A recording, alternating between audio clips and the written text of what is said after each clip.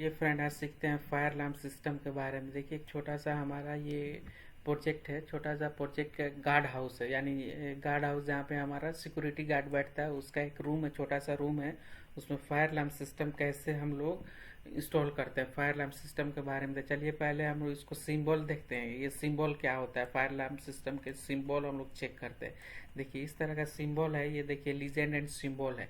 इस तरह से हमारा एस दिया हुआ है ऐसे लोकेशन में, इस तरह से। तो ये है इंटेलिजेंट स्मोक डिटेक्टर है ये हमारा। अगर सी दिया हुआ है तो एबव फॉल्स सीलिंग लगेगा।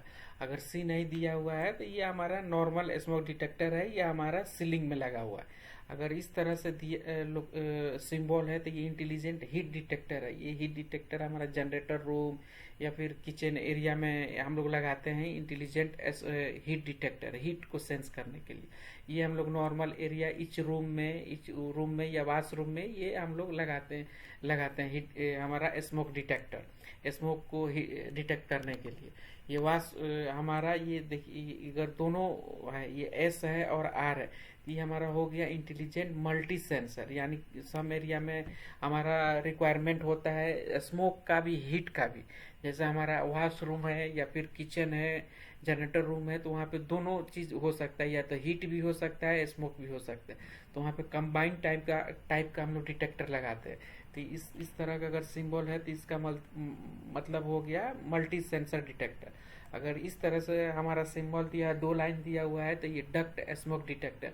ये डक्ट में हम लोग इंसर्ट करते हैं। डक्ट मतलब मैकेनिकल इक्विपमेंट होता है, एएचयू एयर हैंडलिंग यूनिट। वो डक्ट के थ्रू हमारा एसी का एयर आता है, तो उसमें हम लोग लगाते हैं। अगर उसमें एयर में मान लीजिए स्मोक है तो या मॉइस्चराइज है, कुछ भी है, तो उसको ये सेंस करने के लिए डक्ट स्मोक डिटेक्टर लगाते हैं। अगर इस तरह से है तो ये बीम डिटेक्टर है। एक ट्रांसमीटर है, एक रिसीवर है। अगर मान लीजिए डबल हाइट एरिया है, कुछ गोडाउन है, या फिर 6 मीटर का कुछ हाइट का बड़ा सा पार्किंग एरिया है, कुछ ऐसा एरिया, चाहे इंडोर हमारा गेम एरिया है, इंडोर गेम एरिया है, जो बड़ा सा उसका जो सीलिंग है बहुत हाइट में है, तो वहाँ पे हम लोग स्मोक डिटेक्टर काम नहीं करेगा। स्मोक डिटेक्टर वो स्मोक सेंस नहीं करेगा, क्योंकि ओपन एरिया है, ओपन एरिया में स्मोक होगा तो सेंस नहीं कर पाए। तो उसमें क्या करते हैं, ये बीम लगा देते हैं। कि इसमें क्या होता है, एक लाइट रे निकलता है, जो ये एक ट्रांसमीटर रहता है, एक रिसीवर रहता है। तो इसमें से मान लीजिए दो कॉलम में दोनों पैरेलल में लगा देते हैं, दोनों पैरेलल में रहेगा। इसमें से एक में से ट्रांसमीटर है, एक रिसीवर है। अगर इसके बीच में कुछ ऑब्जेक्ट आया, कुछ सेंस करेगा, तो ये सेंस करके ये फायर अलार्म को सिग्नल दे देगा इधर स्मोक है या मॉइस्चराइज है या डर्टी है। ये अगर बीडीसी है तो ये बीम डिटेक्टर कंट्रोलर है, इसके लिए कंट्रोलर आता है। ये बीम डिटेक्टर के लिए कंट्रोलर आता है। अगर आईएम है तो हमारा ये आइसोलेटर मॉड्यूल, आइसोलेटर मॉड्यूल हम लगाते हैं। तो इस 20 डिवाइस कनेक्ट होने के बाद में एक आइसोलेटर मॉड्यूल लगाते हैं, जो हमारा सर्किट को प्रोटेक्शन करने के लिए, आइसोलेट करने के लिए। इस फॉल्ट हो गया हमारा पूरा सर्किट, एक सर्किट में 256 हम लोग 256 256 डिवाइस इंस्टॉल करते हैं, पूरा का पूरा बर्न आउट हो जाएगा, पूरा का पूरा जल जाएगा। तो इस 20 डिवाइस में हम लोग क्या करते हैं, एक आइसोलेटर मॉड्यूल लगाते हैं। तो अगर कुछ फॉल्ट हुआ है तो हमारा 20 डिवाइस का ही कुछ बर्न होगा या फिर फॉल्ट आएगा, पूरा सर्किट में नहीं आएगा। इसके लिए फिर हम लोग सेकेंड फ्लोर से फर्स्ट फ्लोर में जाते हैं, तो इसको परसिएट करने के लिए हम लोग आइसोलेटर मॉड्यूल लगाते हैं। इस तरह का अगर सिंबल है तो ये आइसोलेटर मॉड्यूल है।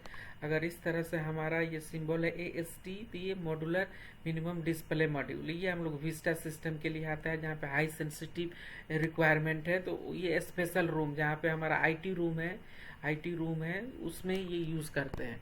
इस तरह का हमारा ASD सिस्टम है, ये विस्टा सिस्टम है, ये अलग एक सिस्टम है। ये फायर अलार्म का एक अलग सिस्टम है, जो हमारा हाई सिक्योरिटी जहाँ पे आईटी रूम है, जहाँ पे सर्वर है, वहाँ पे ये यूज करते हैं।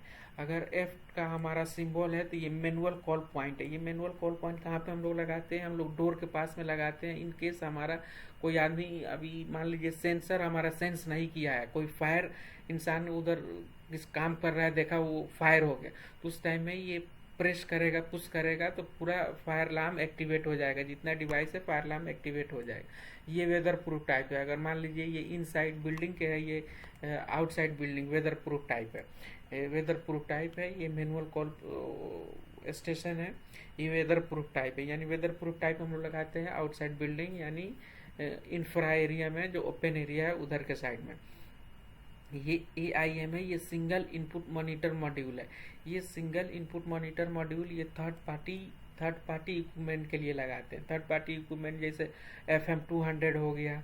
FM200 जो हमारा अलग सर्विस है, अलग सिस्टम है, लेकिन इससे हमारा फायर अलार्म से उसको इंटरफेस चाहिए। जो अगर कुछ एक्टिवेट होता है फायर अलार्म को सेंस करके ये अलार्म देने के लिए, तो ये हमारा डुअल इनपुट मॉनिटर मॉड्यूल।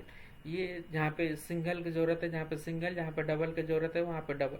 जैसे हमारा डोर कंट्रोलर है, डोर कंट्रोलर हमारे यानी अगर फायर सिनारियो होने के बाद में हमारा पूरा डोर ओपन हो जाएगा। इस तरह से हमारा ये जितना मॉड्यूल है ना, जितना मॉड्यूल हमारा होता है ये थर्ड पार्टी इक्विपमेंट के लिए होता है। हमारा जैसे BMS हो गया, अगर BMS ये हमारा इंटरफेस रहेगा, अगर कुछ भी BMS फॉल्ट सेंस करता है तो इंटरफेस मॉड्यूल ये हमारा क्या करेगा, पूरा हमारा अलार्म दे देगा। जैसे हमारा डोर है तो पूरा डोर रिलीज कर देगा। इस तरह से हम लोग यूज करते हैं। AOM है, ये कंट्रोल रिले है। कुछ AFCU है, जैसे हमारा FCU है, फैन कॉइल यूनिट है, उसमें लगाते हैं। अगर मान लीजिए फैन में हमारा फायर हो गया तो तुरंत हमको सिग्नल भेजेगा, फायर अलार्म को पूरा डैम्पर को क्लोज कर देगा। तो ये हमारा sequence, operation of the sequence कैसा है उस पर डिपेंड करता है। CC1 है, सिंगल इनपुट सिंगल मॉड्यूल है। अगर इस तरह से रहेगा तो बेसिकली हमारा इतना ही काम में आता है। ये CC1S ये सिंक्रोनाइज मॉड्यूल है। ये हमारा RM1 है, इराइजर मॉनिटर मॉड्यूल है। ये फायर अलार्म स्ट्रोब है। अगर CD इस तरह से दिखेगा तो ये स्ट्रोब है।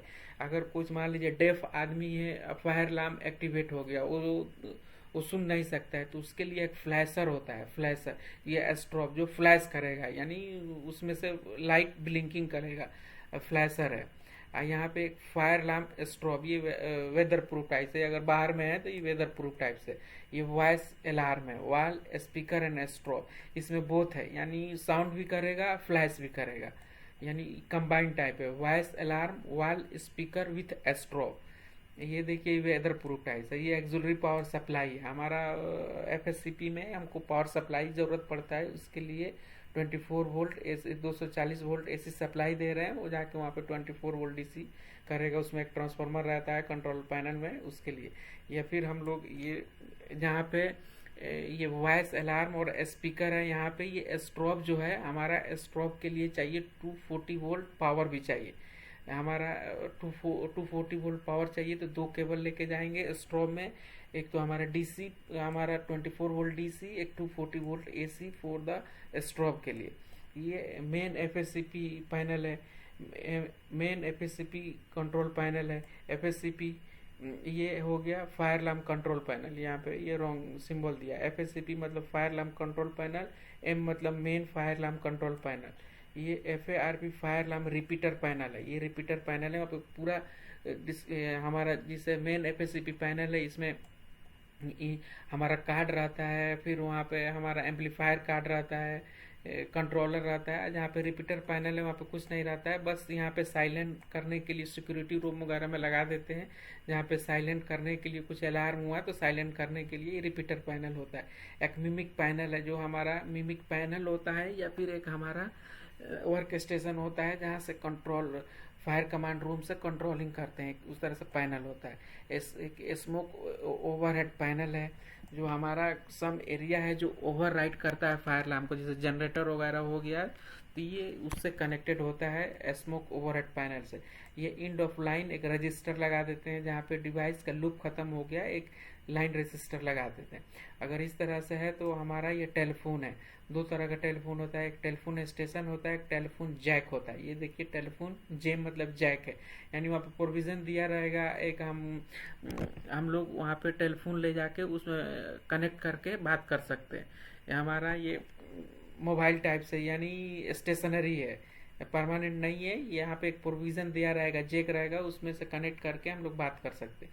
और जहाँ पे H दिया हुआ है ये स्टेयर के सब में रहता है, जहाँ पे प्रोविजन दिया है टेलीफोन का। आप नॉर्मली एक टेलीफोन वहाँ पे साइट में रहता है, उसमें से कनेक्ट करके बात कर सकते हैं। जहाँ पे H दिया हुआ है यानी ये पूरा हैंडसेट है, यहाँ पे कंप्लीट है, यहाँ पे लेके जाने की जरूरत नहीं है। जैसे हमारा लिफ्ट लॉबी एरिया में ये हैंडसेट रहता है। ये फायर अलार्म जंक्शन बॉक्स है। कुछ हमारा लंबा दूरी तक केबल पुलिंग करना है तो एक जंक्शन बॉक्स लगाते हैं। ये हमारा कंटेनमेंट हो गया, केबल किस में पुलिंग करेंगे। कंटेनमेंट हो गया, ट्रंकिंग इसको बोलते हैं containment, trunking, tray, GI conduit. अब देखिए हम लोग फायर अलार्म में कितना टाइप का केबल हम लोग यूज़ करते हैं। तो ये फायर केबल आइडेंटिफिकेशन, अगर इस तरह का बेसिकली हम लोग फायर अलार्म में टू टाइप का हम लोग केबल यूज़ करते हैं। एक होता है 2 core 2.5 mm fire rated cable, एक होता है 2 core 1.5 square mm fire rated cable. ये होता है हमारा डिटेक्टर डिवाइस के लिए।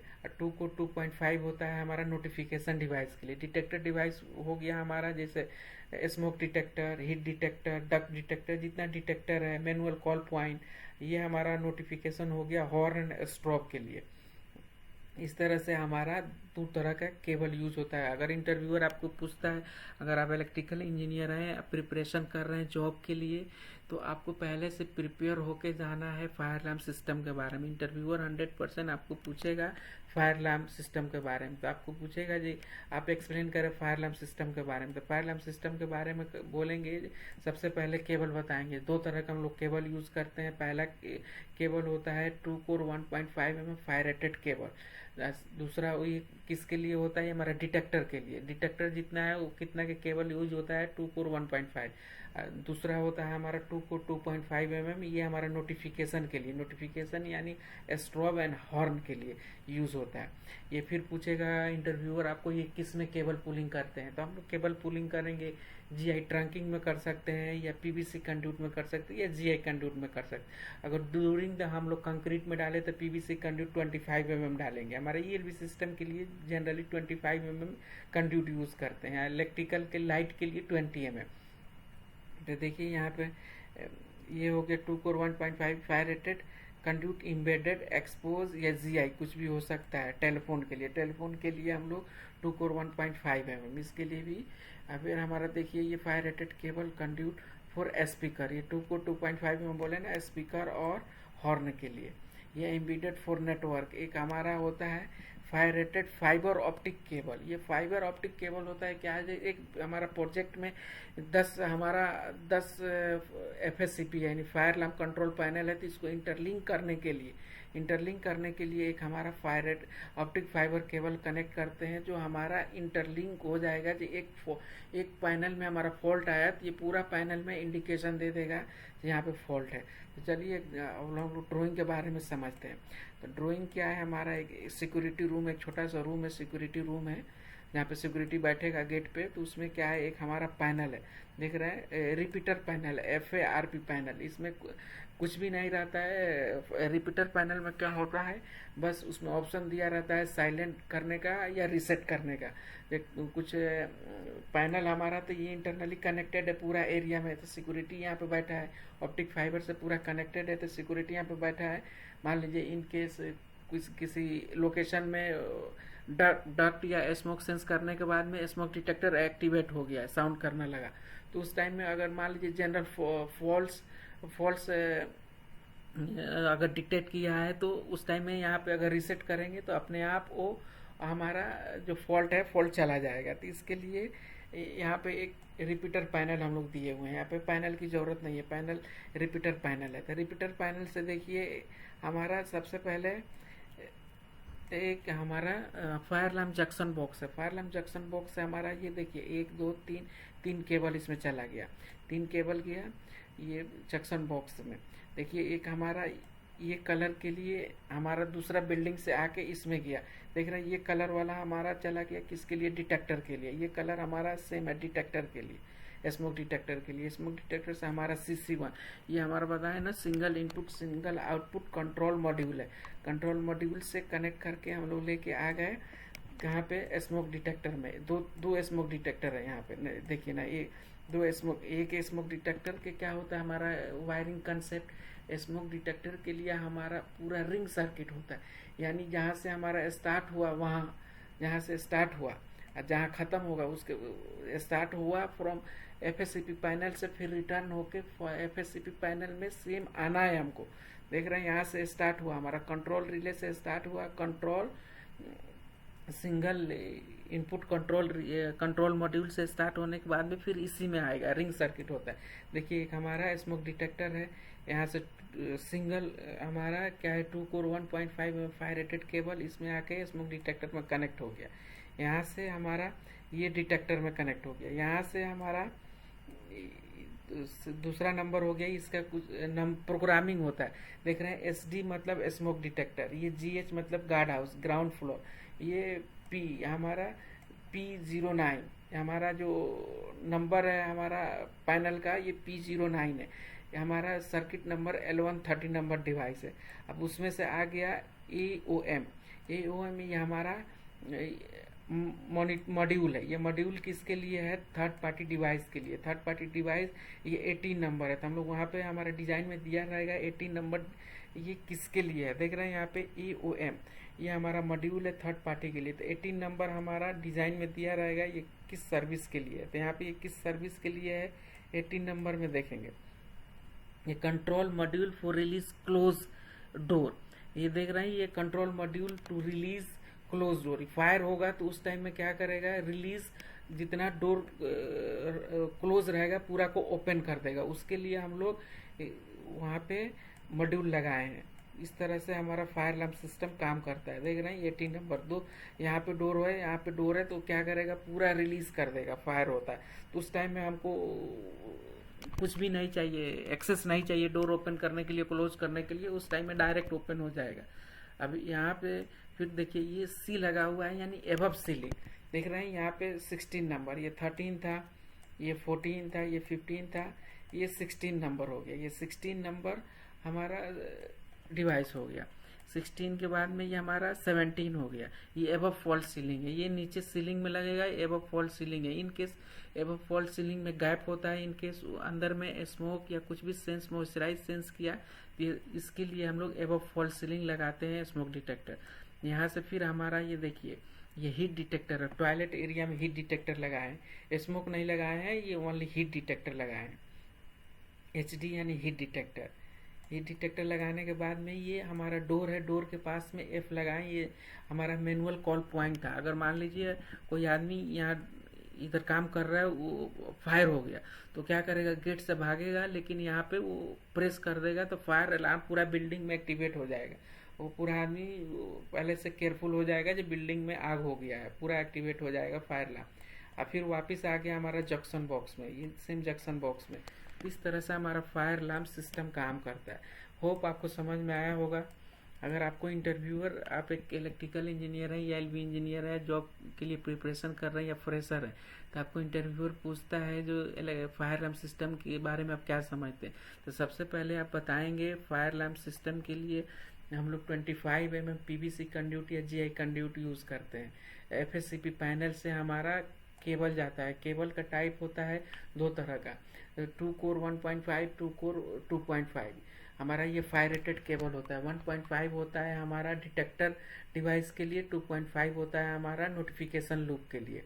ये एड्रेसेबल टाइप होता है, यानी इसमें एड्रेस हम लोग एड्रेस फिक्स कर देते हैं। ये जो एड्रेस था ना, ये हो गया smoke detector SD smoke detector P1। अगर यहाँ पे एक्टिवेट होगा तो ये हमारा ये रिपीटर पैनल है, यहाँ पे डिस्प्ले नहीं होगा, लेकिन जहाँ पे मेन FSCP पैनल है वहाँ पे ये शो करेगा कि ये हमारा लोकेशन में एक्टिवेट हुआ है। यहाँ पे या तो स्मोक है या डर्टी है, यहाँ पे यानी एक्टिवेट हो गया है, ये लोकेशन उसमें पैनल में शो करेगा। तो इस तरह से आप एक्सप्लेन करेंगे इंटरव्यूअर को, तो आपको इंटरव्यूअर सेलेक्ट करने के चांसेस ज़्यादा प्रायोरिटी देगा आपको सेलेक्ट करने के लिए। तो चलिए फ्रेंड, आज के लिए इतना ही। नेक्स्ट वीडियो में मिलते हैं हम लोगों के। Thank you.